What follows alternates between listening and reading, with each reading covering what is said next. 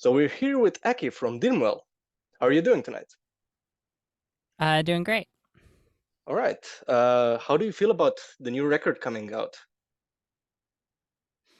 We're all super excited for it. We've been working on this since before our last album came out. Even we basically started writing it back in 2020, uh, while we were waiting for Modern Grotesque to get mixed. So it's been a lot of hard work. A lot's happened in our lives since we started working on this, and we feel like it's a step up in a big change, not a huge change, but some familiar elements and some new things for anybody who enjoyed Modern Grotesque.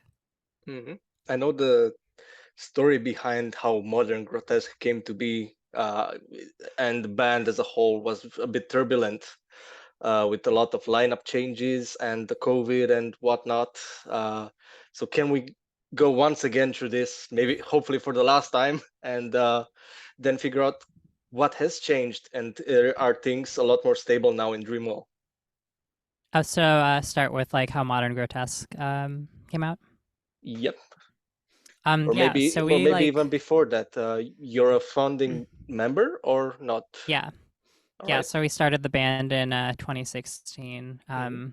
Our first like demo came out in 2017, and that all happened very quickly into being a band. And then we kind of immediately started writing some of the songs that ended up on Modern Grotesque. So like Painting a Darker Day, Sayaka, those um we've been playing those in our sets since 2018, which was 3 years before Modern Grotesque came out. It was a very slow process getting that album done for a few reasons. One was uh Casey, our current vocalist, is actually our third vocalist in the band. So we And had hopefully the both last. an original vocalist, yeah.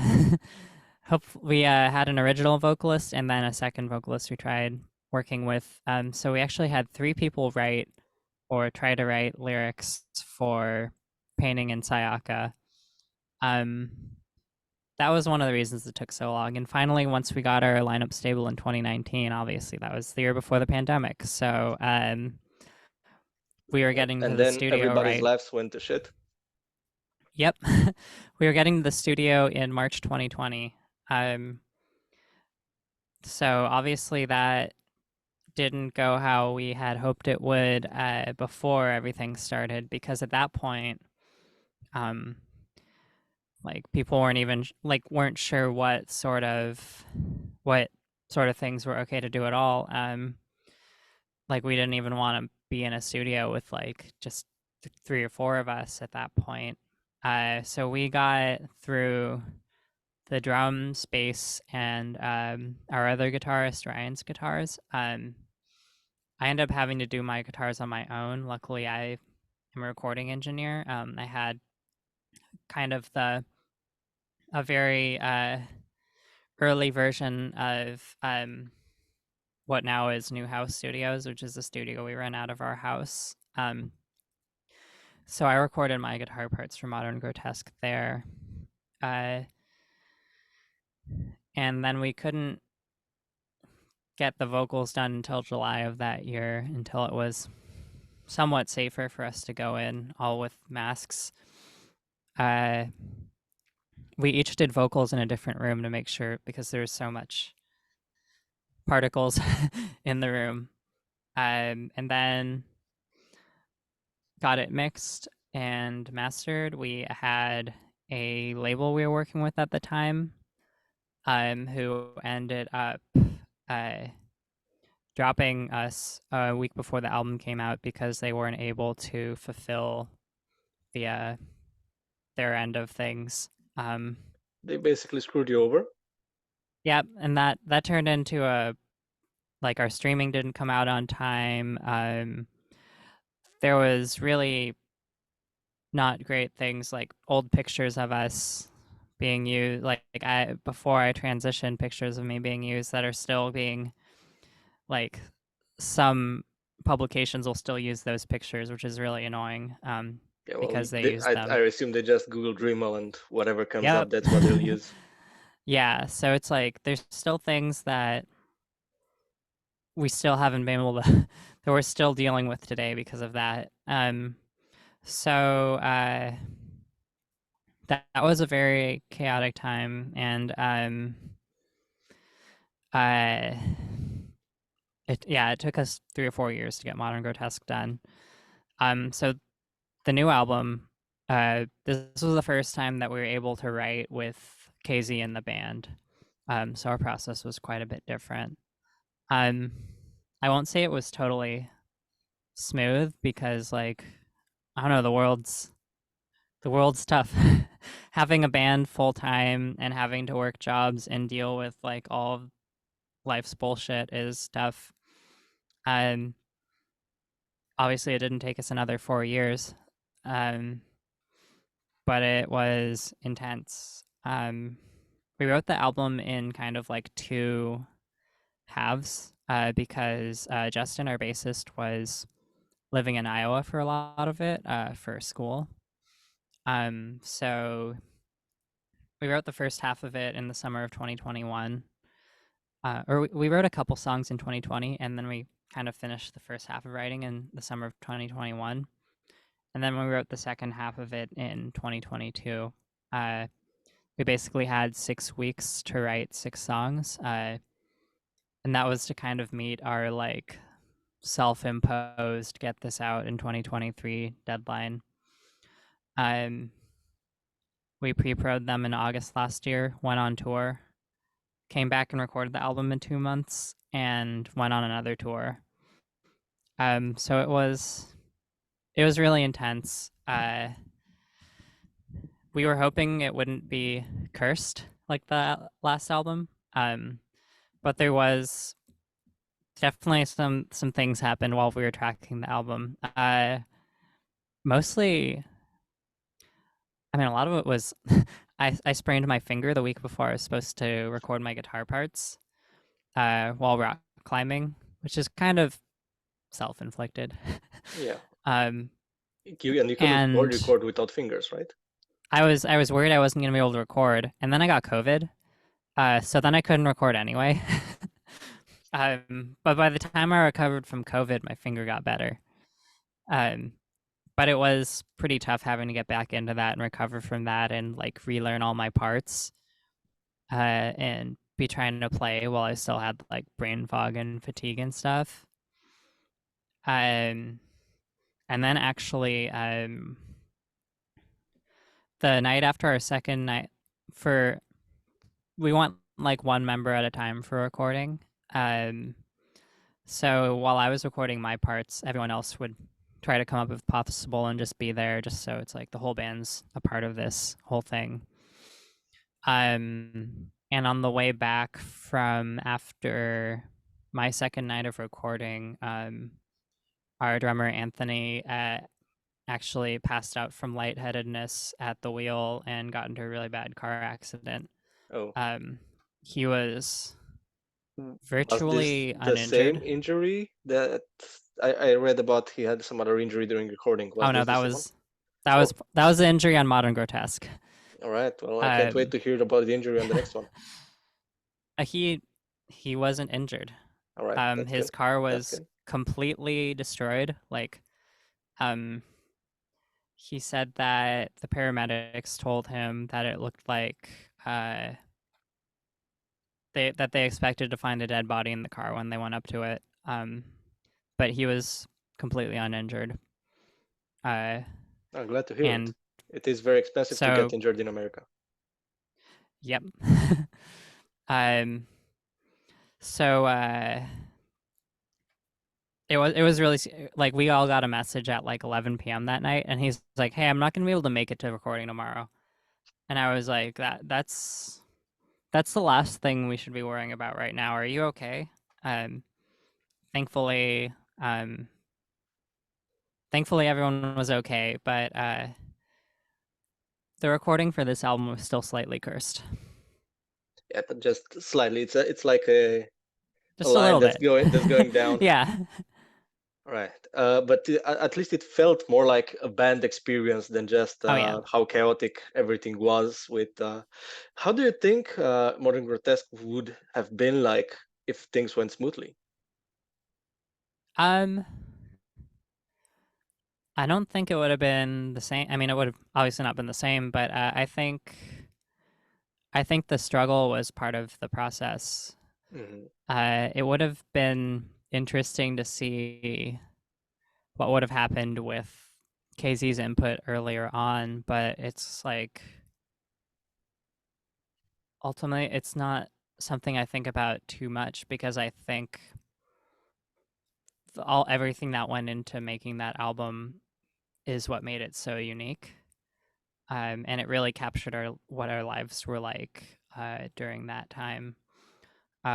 So it's like I'm big on like we create the art that like the art we create is a product of our circumstances, good and bad, uh, and doing what we can to make what we can with the resources we have. I think that's all. I think that's part of being creative and part of being an artist is making the most out of our circumstances. Hmm. One thing I noticed is that let's talk a bit about The Distance Grows Fonder. I don't find that album on Bandcamp now, even though it seems like it used to be. Yeah, we have it. It's on private now. All right. Is there any reason for it? We just felt that it wasn't really representative of us as a band anymore. Like, as we said, it was like with our old vocalist, and I think especially with like something like lyrics, Hmm. it's so personal to like go on stage and do the lyrics you wrote.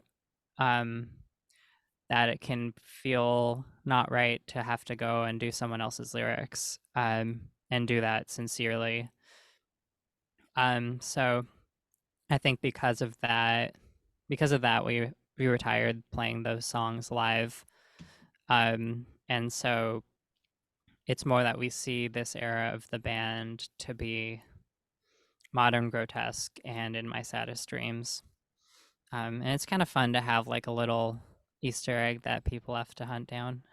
Like we don't mind if people are like sharing the like it's not like that album is gonna make us any more money. So if people are like sharing that around, like it's whatever for us as far Yeah, as it, we're it, it concerned. will be like the Godspeed You Black Emperor demo.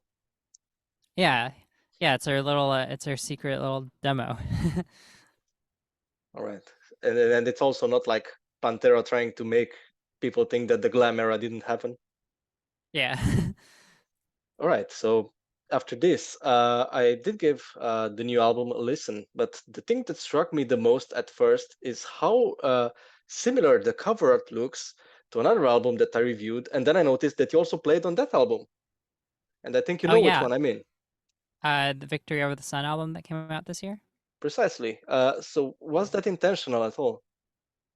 Well, it's the same artist, Helvetica Blanc, and Mhm. they have a very distinctive style of art.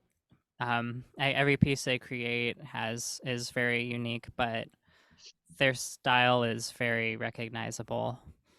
Um, and Helvetica Blanc worked with Vivian Victory Over the Sun on her last album as well.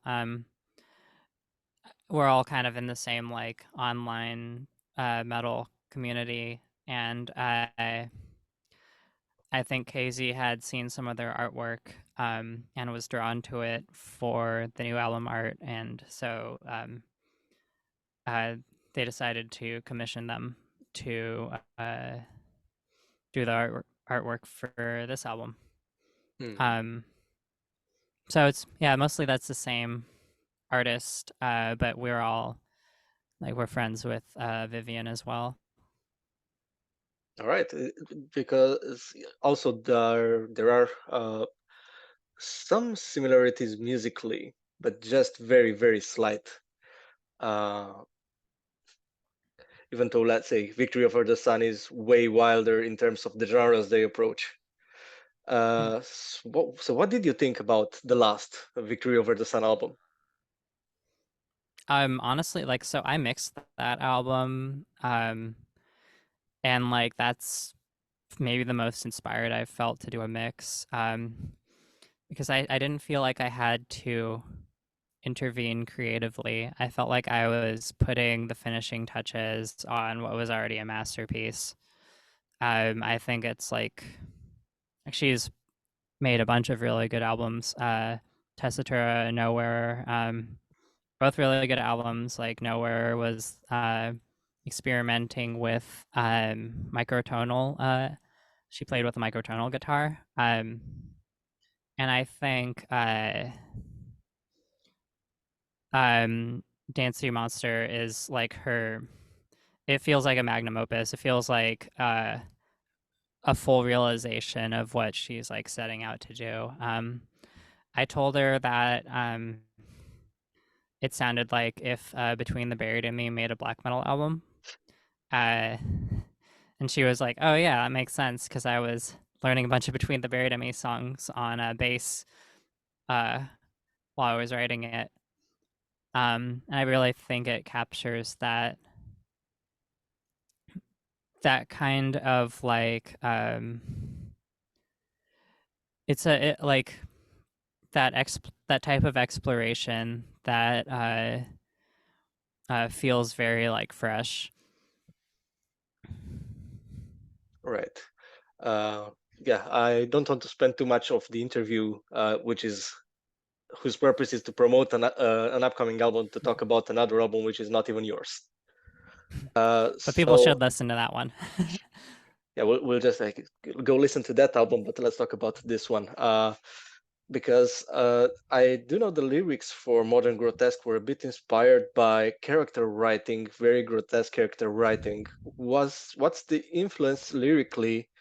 Is it for this upcoming one? So lyrically, our vocalist KZ did everything with the vocals and had the vision for that. Um, so they would be able to touch more on like the specific influence of other writers or other styles, but what they intended as like a concept is that it's like a loose narrative that's intended to explore like interpersonal relationships and how they're impacted by mental illness, especially with like personality disorders. And it's like a narrative of a character that's in a waking dream, um, and is like viewing their life through the lens of like a distorted reality and trying to like escape these nightmares. Um, so it's like a kind of similar thing where instead of these like almost a short story format, it's these songs as like episodes or as dreams, um, that are part of a bigger concept. So they're a bit more expressionistic in the way that they showcase the subjective experience of living with these, uh, let's say, neuroatypical afflictions, Yeah, and specifically bipolar. focuses on like borderline personality Oh, disorder, yeah. which has some overlap with bipolar, Mm. but is one of the most prevalent personality disorders. Especially, I think it's something that's part of it is that there's such heightened, exaggerated emotions and reactions to like everything possible. And I think because of that, there's a huge overrepresentation among artists and musicians. I feel like after I learned about borderline personality disorder and seeing those symptoms in myself, that you start you start seeing it in other people's lyrics, and you start kind of like seeing those connections and seeing how attachment, um, and those sort of attachments are so prevalent among like creative types, especially. Mhm. All right. Because we don't have much time, you're in a bit of a special position being a screamo band interviewed on a metal website, which that isn't as controversial anymore, thankfully, as it would have been maybe 20 years ago. But because a lot of people still, when they hear the term screamo, they probably think of something like the crabcore of Attack Attack or something like that from the MySpace era. But let's just say I'm Metal Storm's prime screamo apologist, and a lot of the newer, the older bands that are still releasing great new albums like City of Caterpillar and Gospel. Seems like there's a bit of a screamo renaissance, not just for newer bands like you, but for older bands that have been around for quite a long time, and I'm still hoping for a PJ 99 reunion. How do you feel like it would be easier for someone who has an aversion to screamo to ease themselves into it, or what are some screamo albums that you recommend that are not as easy to find in best of screamo lists?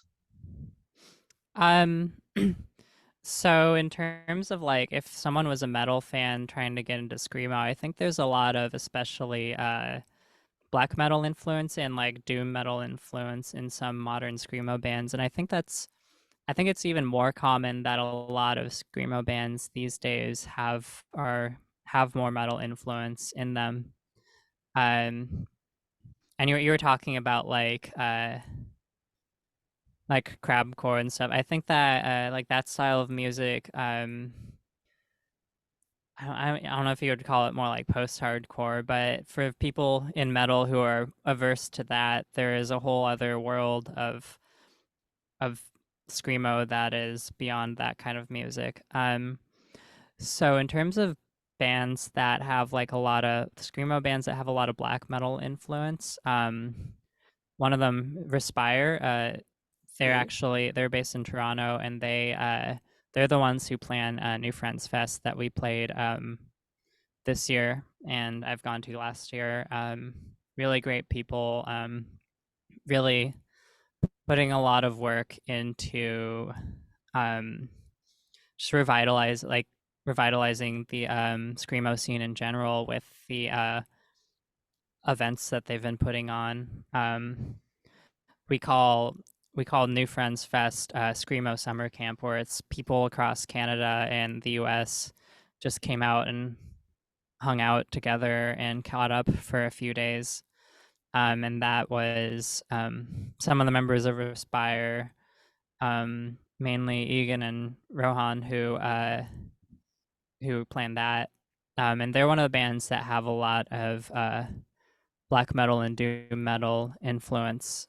Um, And I'd say also, chamber music as well. They're very yeah, symphonic. definitely that too. One of my personal favorites is Senza.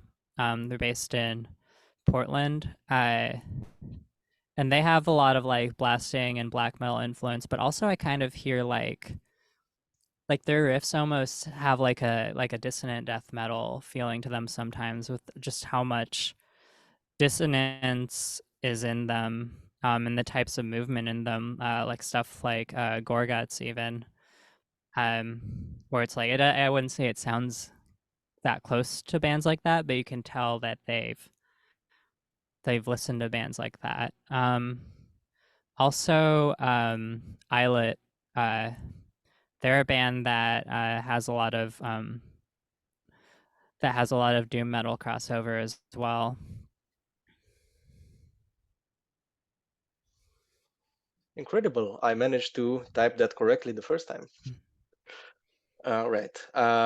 Maybe one of my favorite screamo. It's not really as deep of a cut, and it's an older album, but it's Lost, Love Lost but Not Forgotten's debut, which I think is the most extreme screamo album that I've ever heard. You know it? Um, I've definitely heard the name. I've probably listened to it at some point. Uh, not can't remember what it sounds like off the top of my head. Well, it's a bit more lo-fi, like 90s screamo Okay. stuff can be. And one Hmm. review said it best that it sounds like every member is on fire and they're screaming for their life except the bassist who is drinking Dr. Pepper, which So he's I just cannot the make it one more like. intriguing than that. I gotta listen to that again now. All right, please do. Okay, I kind of ran out of questions, and I don't want to scram a big one in like the remaining 2 minutes. Yeah. So what's if you could get any living director to direct a music video for a Dreamwell song, who would it be? Oh god, this is the part where everyone realizes that I do nothing with my time except play music and lay in bed because when I get to those sort of questions, I totally blank. Well, you have two more uh, minutes. oh god.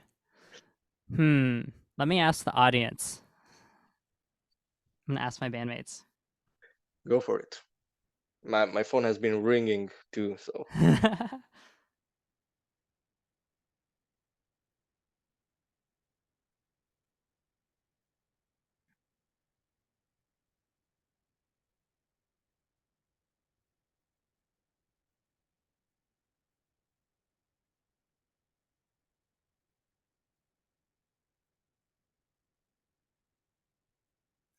I wish Casey was here because I feel like he would have a good answer.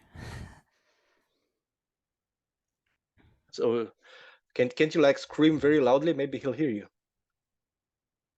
I'm like an hour away. I'll probably just blow out my vocals.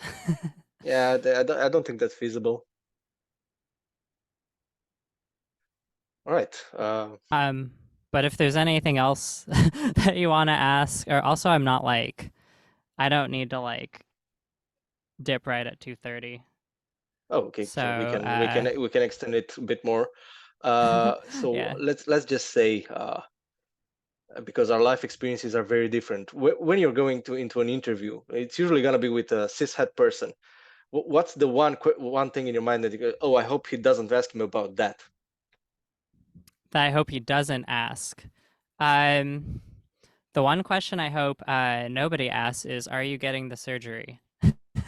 I won't elaborate, but that's definitely the top answer. But I will say, I actually said this earlier today on I was just like on Twitter posting and I'm like I do wish that more cishet people would ask about our experiences as like a queer band with trans members because we have a lot to talk about that I think cishet people aren't aware of I mean, um, feel or free. at I least try to ignore because it's painful, which I understand and we all have our own lives, but I think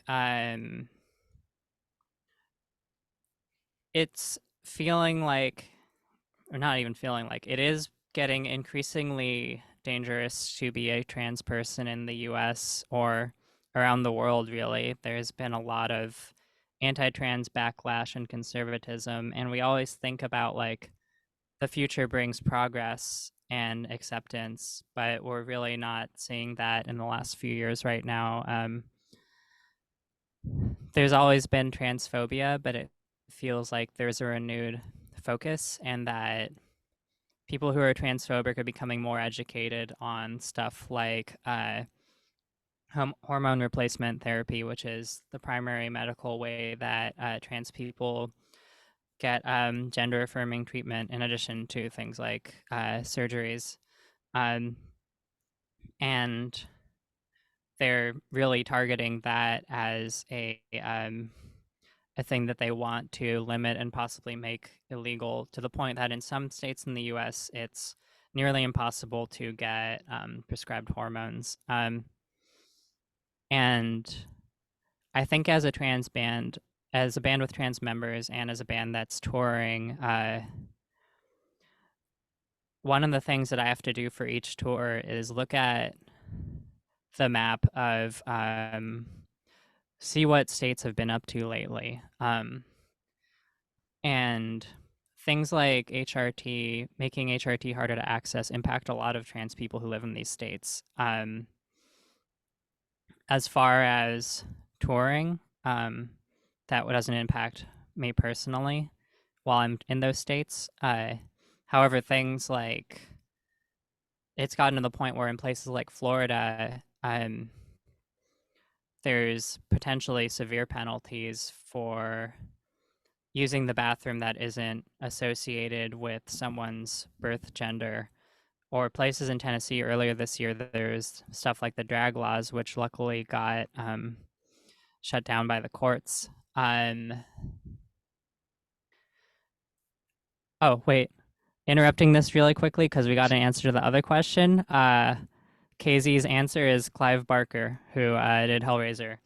Um, Oh, okay. and his answer is because he makes weird, horny, gay shit. So there we go. Fantastic. That's who we want to get to direct the next Dreamwell music video.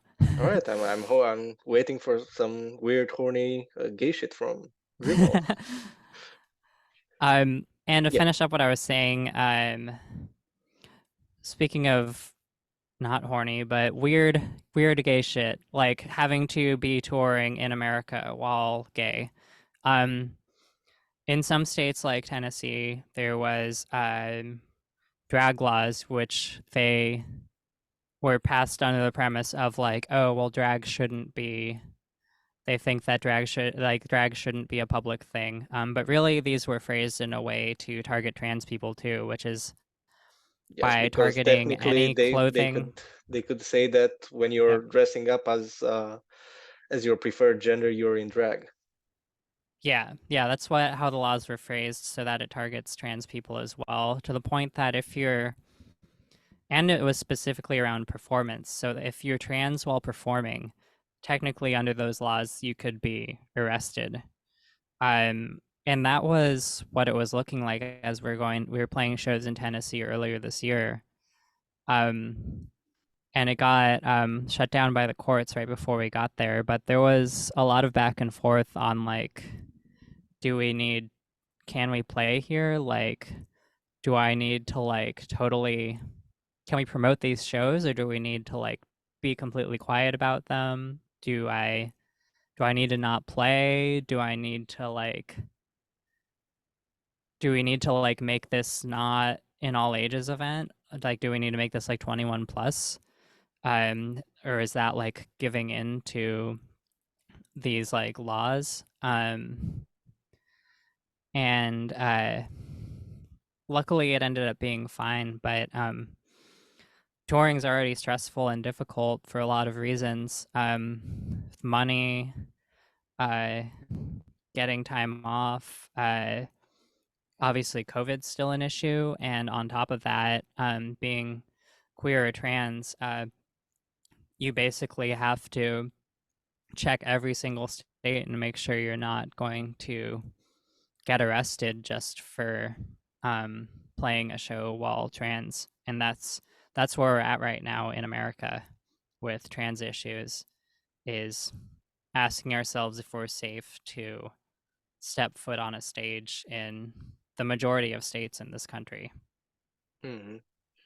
Yeah, there was also talk about that "Don't Say Gay" law, which would basically mean you cannot disclose anything about your identity if it's not heteronormative if you're employed in school.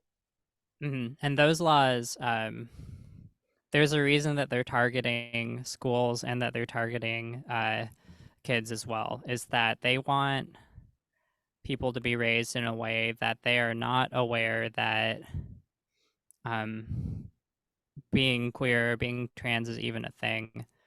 Because you see them now, they're like, why is everyone trans all of a sudden? Why is everyone coming out all of a sudden? And the fact is that we've always been here, but we've been systematically eradicated and we've been had our history destroyed in past generations, whether it was the entire history of trans people being destroyed in Nazi Germany or during in the US with so many um, trans and queer people being uh, dying during the AIDS epidemic that was allowed to happen by the US government. Th- we've always been here, but because of so many instances where so many of us have died or been killed by the power, like by our governments. There's so many people who think that being queer is a new thing and that it must be some sort of social contagion. And by completely shutting it down in schools and by erasing our history and our existence, they can say that and be like, what is, like, why is this happening all of a sudden? What's up with this gay thing all of a sudden? Yeah. My mind is blank right now for just a moment. Um, my attention span. I did listen, but A my lot to attention. process. I did. No, it is a lot of process, but let's just say my mind didn't think of what to follow that up on. Mm-hmm. Just that it does seem like this wave is a bit quite recent, and it might also be because trans issues have sort of come to the forefront of the culture war. Because Yep. obviously I was on the internet like 10 years ago, and I was a bit more conservative than I was now. And at that time, obviously, everybody knew what trans people were, but they weren't like in the daily talk. And now it seems like with trans people in sports and drag queens, story hours with kids, those are the stories that are being pushed to create as much controversy as possible. And it also seems like at times like the pushback for trans people by certain corporations is made specifically to fuel this culture war. So Yep. they Yeah, I don't agree with always all of have the that. best interest at heart. And yeah, it's when a marginalized group gets any slight amount more acceptance or exposure, people on the other side see that as like a threat to their own existence, and will push back 10 times harder. And that's what we're seeing now, is that there's been very marginal gains in acceptance of like, hey, you should use people's pronouns, and hey, like trans people can be visible in media and do all the things that cis people do. And there's been a huge pushback on like, oh, trans people are taking over and they're controlling everything. And this rhetoric should sound very familiar and very scary, Hmm. to anyone who's studied history. Um, and yeah. Right. I was gonna make a point. So organizationally, are you sure we still have time? And you're not. When's the next interview Oh you're yeah, having? I don't have any more for a few hours, so Oh, I'm good. perfect. Well, we get to talk about being trans for like however much is necessary. Yay. Wait, was this a metal interview? I don't remember. So the reason why I asked that in the first place is because, well, obviously I don't get a lot of pushback for the decisions that I make in my life as a cishet person. So I can't exactly empathize with your situation, because most of the time I can just like close off. I don't have to deal with this. So I wanted to try and think what it would be like if I was a trans person being interviewed by a cishet person. Would it feel a bit voyeuristic to be asked about this? Like, this is what you see. I'm a musician here. I want to talk about my music, and you're asking me about something that is not related to that. Or is it Yeah. more a bit more of, not this shit again? Um, I think there's I like there's always going to be like that perspective bridge. And so when I think when any cishet person's drawing attention to these issues, I think that's important and appreciated, as long as it's not as long as it's done in like a mindful and well-meaning way. So I definitely appreciate getting the opportunity to be able to like talk about these things. And it's like, um as much as it's like, oh, I have to keep going out there and advocating for my existence, and that's exhausting. There is very few people who have interviewed me so far who even want to touch on that, like we kind of have to like nudge people to be like, hey, like this is a thing we want to talk about specifically, like not because it's what we revolve around entirely as people, because we're we're trans and queer and we're so many other things as well that we have to talk about, but because it's such a urgent issue, I think it's like having a platform as a musician, it feels like something that's really important to talk about and to spread awareness, um, especially to a cishet audience, because all my trans friends know what's going on.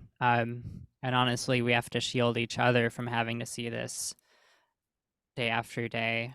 But in terms of raising awareness for everyone else, I think that's extremely important. Mm. And this is also something that I've also asked another trans person that I interviewed.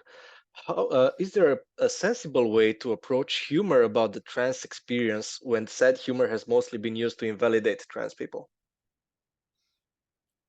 Yeah, I mean, I think mostly there's a lot of queer and trans comedians and artists and writers. I think elevating trans voices in those fields first and foremost is probably the most um, important way to do that. I have cis friends who are able to, if someone really knows me and really knows trans people, then they can approach it with a certain lightheartedness that's appreciated, because we can't be living in a state of doom all the time. But I think it definitely takes a lot of listening and a lot of thinking about the impact of your words. And I think that's kind of the responsibility of every cishet person who really wants to help us out. Mhm. Because for me, as an outsider, but also one that wants to see this thing without the ever feeling like I might invalidate people when I am trying to be humorous, because I think inherently the trans experience is extremely hilarious. There's something like very funny about, let's just say, the fact that both of us know what it's like to piss standing up. I've definitely I've definitely made a lot of tweets about that. Um, uh, Especially at venues, I'm like, you're paying for a show, you're paying to come to this show and see me to perform. Like, if you're gonna get mad about how I'm using the bathroom, like you can get the fuck out of here, because you came to see me perform. Like, so like I definitely can take humor in some parts of that. Hmm. And also, because I know all queer people know each other, I've noticed that a lot of the trans people who are in the metal scene, or musicians in general, a lot of them are either non-binary or they're trans women. I haven't seen a lot of trans men in this. Obviously, there's not a catalog of all the trans people, so I can't Yeah. like search on metal archives to see all the trans men musicians in the world. Do you know any? Well, first of all, on the topic of trans humor, I was laughing for a second because there's like a pretty famous meme at this point going around the trans community at this point of trans masculine music will sound like uh, a ukulele and like I'm a bug on a leaf, and the music that trans femmes will make will be I'm smoking weed and the loudest noise you've ever heard. Yeah, I've So seen that one. Yeah, yeah, it instantly makes me think um, of Sophie.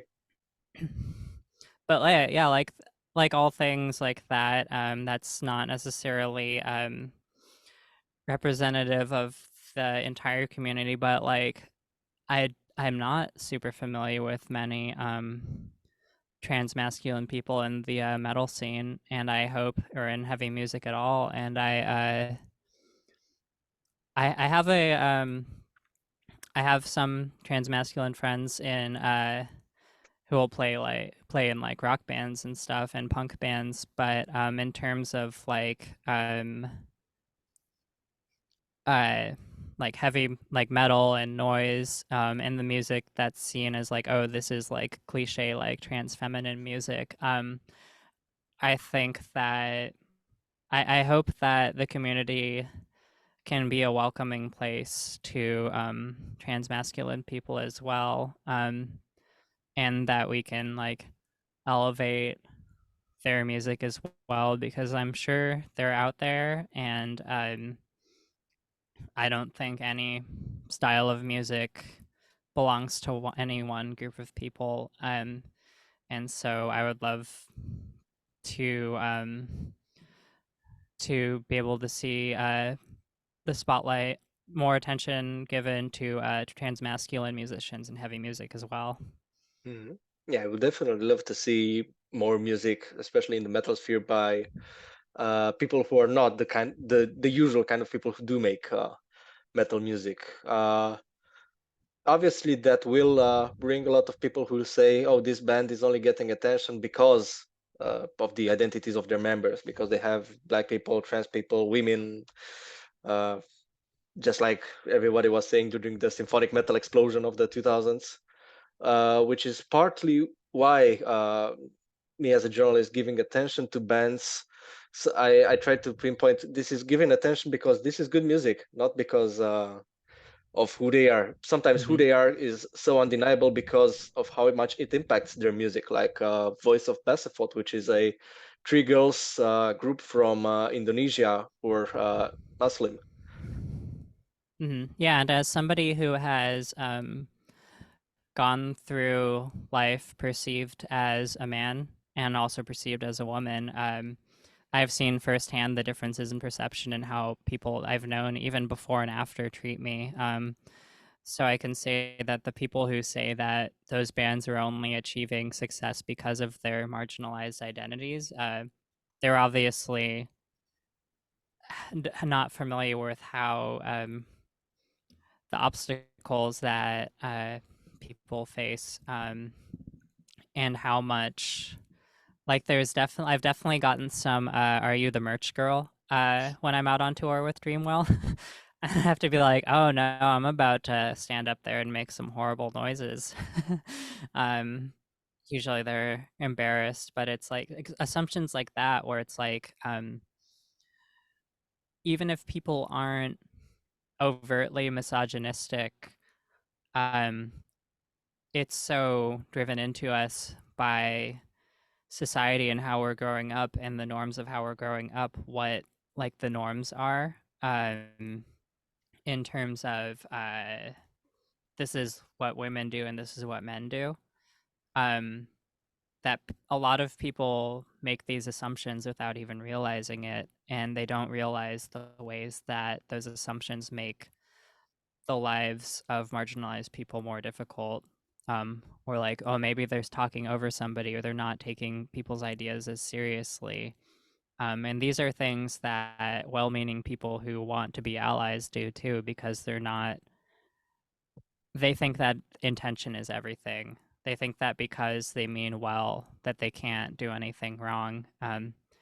When really there's so many biases that they need to deconstruct, and that even like I need to deconstruct. There's so much internalized sexism that I have that I have to really think, well, why is something this way?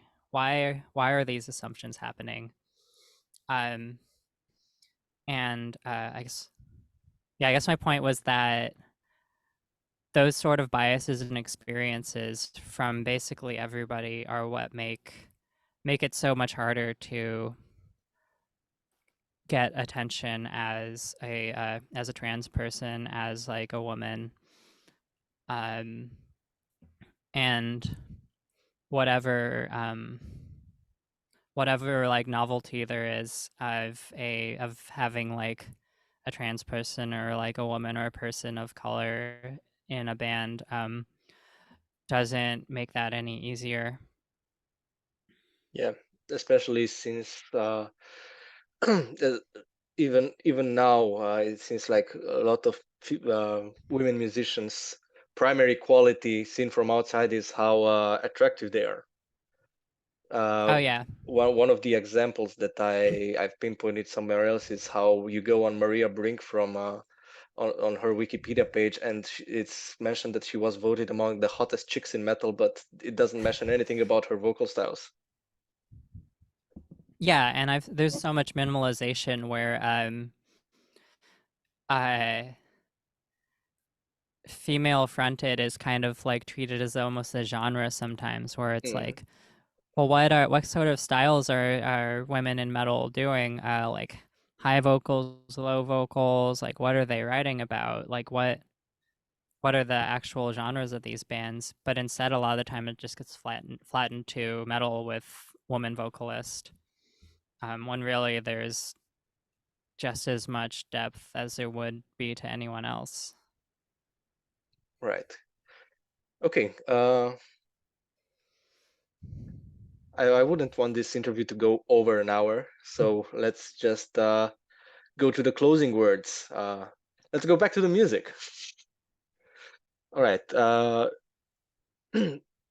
What did it feel like the first time playing songs from Modern Grotesque after all the trials and tribulations you had with the album? Um, so we'd been playing the songs for quite a while before the album came out, just because we had to get it. We had KZ come on doing vocals, and after that point, we only played songs from Modern Grotesque, even though the album was unreleased. So we're kind of just back to square one as like, hey, we're gonna play a bunch of songs that aren't released anywhere. And then obviously we had a year and a half where we didn't play live at all. Um, and there was a ton of changes that happened during that time. That was actually when I started transitioning, was May 2020, a few months into COVID, um, as well as the band had basically been unknown before COVID happened. Mhm. We It does just sound happened to get a very big, very practical to transition during the pandemic where everyone's inside oh yeah, and they just see you past that awkward phase, like right when you're growing your hair longer, and it's right that it's the equivalent for, I assume. yeah. Thankfully, I'd had long metal hair before that, but a lot of other things I was very thankful to not have to have those interactions in person. But and I think that goes for a lot of trans people who I think that's part of the pushback we're seeing now too, is that so many people felt comfortable to transition during the pandemic. But like getting to the like Modern Grotesque, basically we played our first show was our release show for Modern Grotesque in August 2021.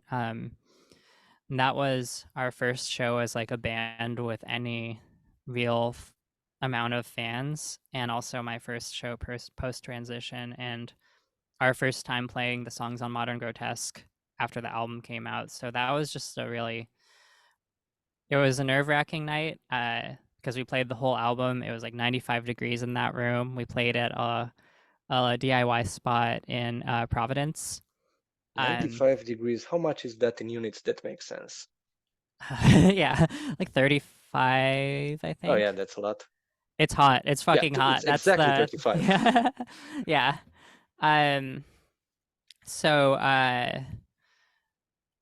it was nerve-wracking, but it was just an incredible memorable moment for us as a band, and shortly after that we ended up going on tour with For Your Health and Stay Inside, which was like just felt like such a big like, oh, we're like really doing it now. We're playing places we've never played before with like bands that we've been listening to for years, and it was a really cool moment, but also like really surreal to take that step and start doing what we're doing now. I didn't really get to check where were the places that you played. I think only played in like North America, right? Yeah, so far we've only played North America. We've played basically every region in the US at this point, and we've done a few shows in Canada, in Toronto, Montreal, Vancouver. Other than that, we haven't been anywhere else. We haven't been to Europe yet either, but hopefully that'll change next year. I can only wait. I reckon a lot of those big festivals, they might have noticed that you're making the numbers. Yeah, growing up as like a metal fan and always seeing these like stacked festival lineups in like Europe, it's always been like a dream to be able to play something like that. So that would be it would be amazing to make it over there next summer and be able to do something like that.